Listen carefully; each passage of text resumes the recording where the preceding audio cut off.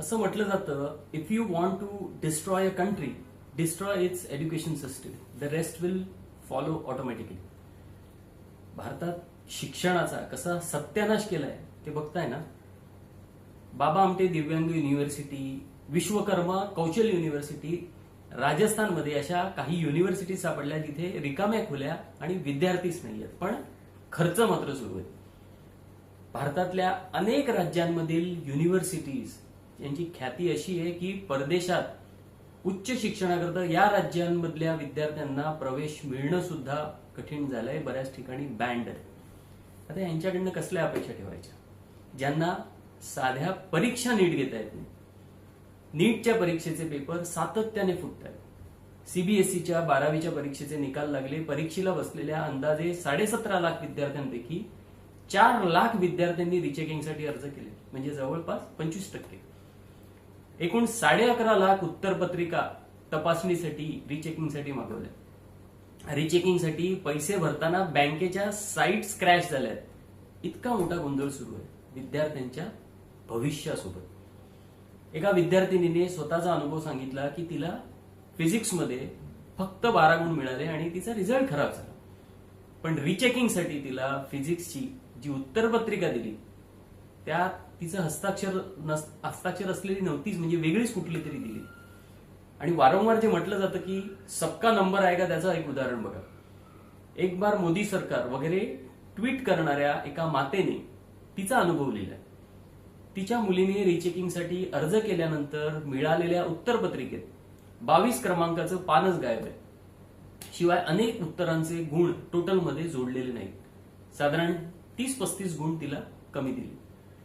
काहीही चूक नसताना विद्यार्थ्यांना आणि पालकांना यांनी कामाला लावलं. आणि यासाठी माफी मागणं, उपाय शोधणं दूर, त्यांनी आपल्या पाळीव फेकू सेनेला या तक्रार करणाऱ्यांच्या अंगावर सोडले. उदाहरण बघा, एका विद्यार्थ्याला स्वतःवर विश्वास असल्याने कमी गुण बघून त्याने रिचेकिंग करायचं ठरवलं. त्याने आपली उत्तरपत्रिका मागवली तर त्याला भलतीच उत्तरपत्रिका दिली. त्यामुळे न्याय मिळवण्यासाठी त्या मुलाने ट्विटर म्हणजे एक्सवर अकाउंट उघडलं आणि सर्व प्रकार तिथे लिहिला. आणि या विद्यार्थ्यावर फेकू सेना अक्षरशः तुटून पडली. जनतेच्या करातून चालणाऱ्या दूरदर्शनमध्ये काम करणारा एक टिनपाट या विद्यार्थीला पाकिस्तानी असेल वगैरे लिहू लागलं. त्यांच्या गँगपैकी काहींनी या तरुण विद्यार्थ्याच्या फोटोवरून गलिच्छ ट्रोलिंग करायला सुरुवात केली. का तर त्याने न्याय मागितला म्हणून. त्यानंतर सीबीएसईने आपली चूक मान्य केली आणि उत्तरपत्रिकेत घोळ झाल्याचं स्वीकारलं. या प्रकारची कारणं शोधताना, या प्रकारची कारणं शिक्षकांनी सांगितलं की त्यांना फार उशिरा उत्तरपत्रिका तपासणीसाठी मिळाल्या आणि प्रेशर होतं. अनेक ठिकाणी स्कॅन केलेल्या कॉपीज ब्लर होत्या आणि त्या तशाच तपासल्या वगैरे. नीटच्या परीक्षेतील भ्रष्टाचारामुळे अनेक विद्यार्थ्यांनी तर आत्महत्या केल्या. हे बळी कोणी घेतले? विद्यार्थ्यांच्या परीक्षेमध्ये घोळ, घोटाळे आणि भ्रष्टाचार करणारे निवडणुकांमध्ये काय काय करत असतील याचा विचार करा. आणि विद्यार्थ्यांचे शिक्षण, त्यांचे करिअर, देशाचे भविष्य यावरून दुर्लक्ष करण्यासाठी आता काही जण उभे राहतात आणि मग डुक्कर घेऊन आंदोलन करतात, द्वेष पसरवण्याचं काम करतात.